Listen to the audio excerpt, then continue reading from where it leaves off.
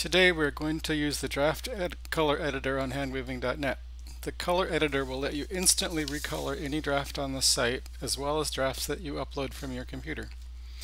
You can choose colors manually or from an image that you upload. Let's see how to edit the colors on a draft from the site. First, we'll search for the draft by its number.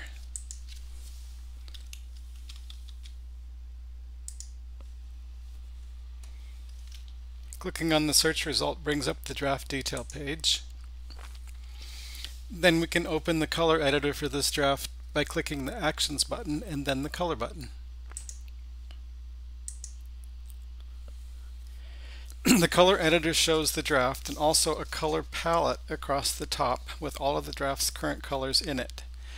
The colors in the palette can be clicked to select one. The selected color has a larger box than the others. Let's click the white color to select that. Once a color is selected, you can click a single thread color in the warp or the weft to change it to the selected color. You can also click and drag to change a group of threads at once. Here I'm going to click on the first thread I want to change, holding the mouse button down until dragging to the last thread to change.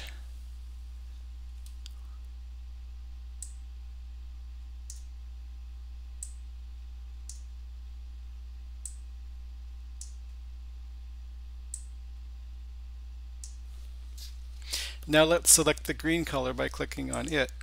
Next, I will click and drag across some of the weft threads to recolor them green.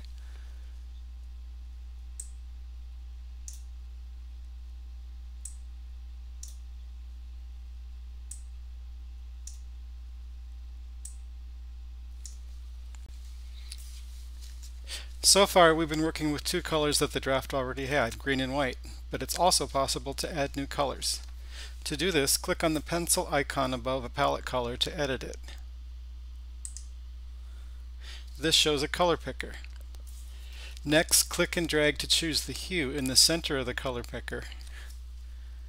So in this case, I will drag until we come to the blues. And after that, click and drag the color picker circle within the hue to choose the exact shade of the color that you want. So here we'll choose a dark blue. Finally, click OK to save it.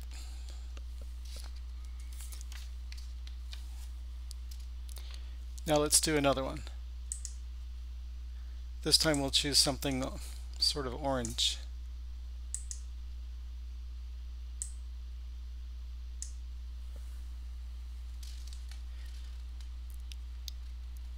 Now let's replace colors in the draft. To do this, click on a color in the palette, then click the button that says Replace Colors, and then click on any warp or weft color to replace all of the threads of that color with the palette selection. So here I'm going to click on the green to replace it with blue. And now I'm going to click on the orange, and I'm going to click on the white to replace all of the white threads with orange. And now that I'm done replacing colors, I'm going to click the button to indicate that. So we've seen how to set colors manually. Now let's do one from an image that you upload. So to do that, I'm going to click the button that says Select Colors from Image. And then I'm going to choose an image that's already on my computer. I'm going to click Open, and there it is. So now I can pick colors from the image by clicking additional palette entries and then clicking a spot within the image. So we just selected burgundy from this spool of thread, and now let's click another entry and we'll get this pink one on the right. And you can sort of click around until you come to the shade that you like the best. And then when I'm done with that, I'll choose Hide Image, and now I'm going to search and replace colors in the draft just like I did before. So I'll hit the Replace Colors button, and then I'm going to choose that burgundy, and I'll click on the dark blue to replace it with burgundy in both the warp and weft. Now I'm going to choose the pink, and I will click on the orange to replace it with pink. And there we are. Now I'm done replacing colors.